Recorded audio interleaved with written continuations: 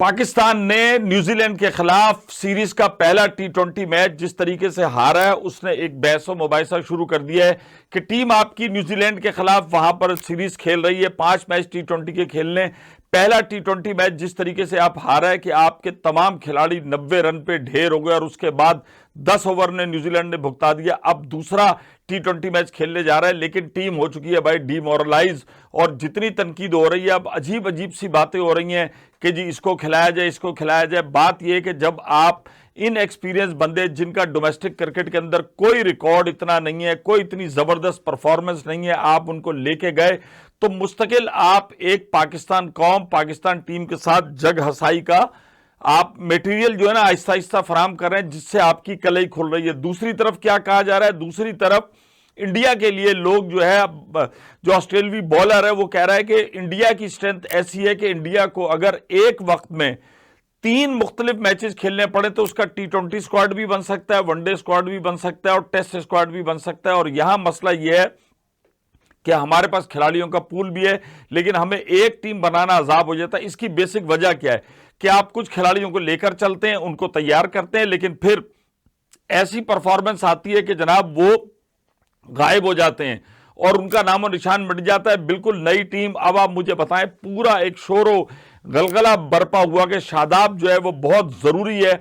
अब आप मुझे बताएं कि जहां हम अनएक्सपीरियंस लोगों को तो कह सकते हैं कि यार ये नए खिलाड़ियों को भेजा गया, पहले टी20 में आपने 3 खिलाड़ियों का डेब्यू करा दिया। जब आप न्यूजीलैंड के ऐसे अटैक और न्यूजीलैंड की सरजमीन पे जब किसी बल्लेबाज का डेब्यू कराते हो ना, तो मतलब आप उसके कैरियर से खेल रहे होते हो। बहुत कम खुदादाद सलाहियतों के मालिक ऐसे बैटर्स होते हैं कि जो in Australia, New Zealand, West Indies के खिलाफ, वेस्ट इंडीज तो खैर अब कोई ऐसी खतरनाक टीम नहीं रही कि ऑस्ट्रेलिया, न्यूजीलैंड के खिलाफ बल्लेबाज का डेब्यू हो और वो उनके खिलाफ अच्छा स्कोर करके, अच्छी इनिंग बिल्डअप करके अपना कैरियर भी आगे लेके जाए और हो।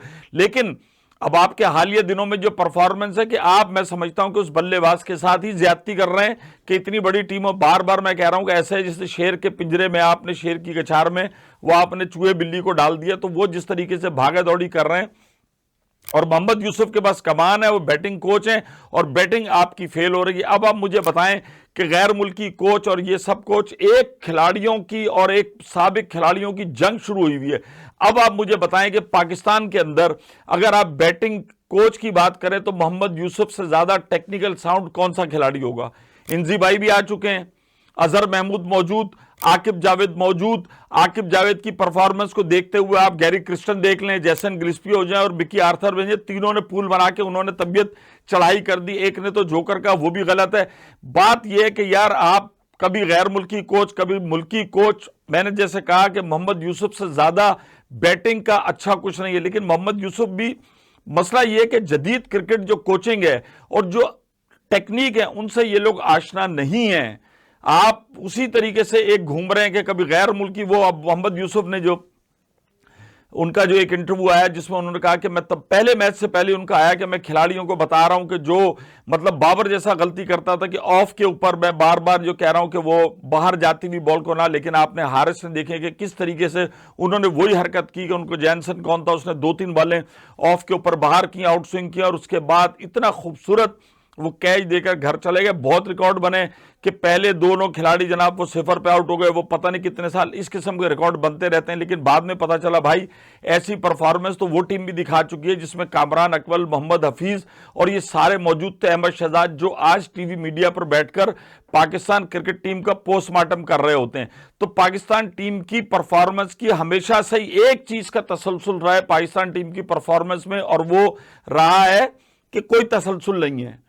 वो जिसे कहते थे ना कि वो चेंज, अनचेंज और चेंज जो है वो हमेशा से इनकी परफॉर्मेंस में कांस्टेंट रहता है, जिसकी वजह से अब आप, अच्छा फिर होता क्या है कि इतने ज्यादा एक्सपेरिमेंट किए इस वक्त पाकिस्तान क्रिकेट से मुंसलिक जितने खिलाड़ी हैं उनका जो कॉन्फिडेंस है ना वो शैटर्ड हो चुका है। अब आप कोई भी कॉम्बिनेशन खिलाएं, कप्तानों की आपने भरमार कर दी। बात यह है कि यही टीम मुत्तहिद होकर खेल रही थी। आखिर ऐसा क्या जादू हुआ कि आज से 2-2.5 साल कबल जो क्रिकेट टीम अच्छा खेल रही थी उसके बाद ऐसे कप्तान चेंज किए गए कि जैसे जिसे कहना चाहिए कि खाला जी का घर होता है, आज तू आ जा, परसों तू आ जा।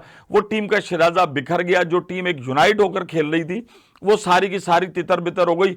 अब फिर जाहिर बात उसके बाद फिर आपके रिकॉर्ड तो ऐसे ही बनते हैं, कोई कह रहा है भाई 15-20 कितने खेले उनमें से सिर्फ 4 जीते हैं और T20, और वो भी जनाब जिम्बाब्वे के खिलाफ, इसके खिलाफ। तो यकीनन जब टीमें जाती हैं तो फिर उनके साथ यही होता है। बात ये होती है कि जब टीम को कोई लेके चलने वाला ना हो, एक दफा टीम के अंदर किसी भी किस्म का ताज्जुब एक दूसरे के खिलाफ ये आ जाए। माजी में भी हुआ है कि पाकिस्तान की वन ऑफ द बेस्ट टीमें थी, कभी पाकिस्तानी क्रिकेटर जो है भूल जाते हैं ना, आज इन सारी टीमों को कह रहे हैं, कभी यूनुस के खिलाफ रिवर्ट हो जाता था कि लोग हलफ लेके जनाब के इसकी कप्तानी को नाकाम बना देंगे, कभी जावेद मियांदाद के खिलाफ हो जाता था, कभी किसी। बात यह कि सलीम मलिक ने ऑन रिकॉर्ड कहा है कि यार मेरी सी वसीम अकरम और वकार यूनुस मुझसे बात नहीं करते थे, लेकिन क्या थे जब ग्राउंड में जाते थे तो वो 100% परफॉर्मेंस देते थे। ये सियासी चीजें पाकिस्तान क्रिकेट का हमेशा से ताल्लुक रही हैं और ये 7 साल चलती रही हैं। सियासत और ग्रोहबंदी ये इस टीम का हमेशा से शाखसाना रहा है, लेकिन पुराने खिलाड़ी क्या थे, उनकी परफॉर्मेंस इतनी बड़ी थी कि वो इन तमाम चीजों को ढांप लेते थे अपनी परफॉर्मेंस से और मैच विनिंग परफॉर्मेंस से।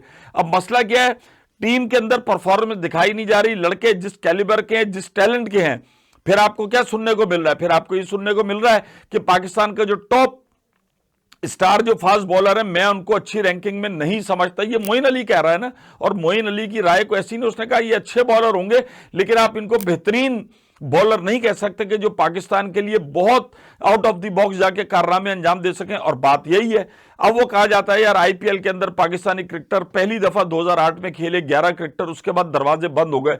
अब आपके बॉलर्स को इस किस्म के नहीं रहे हैं।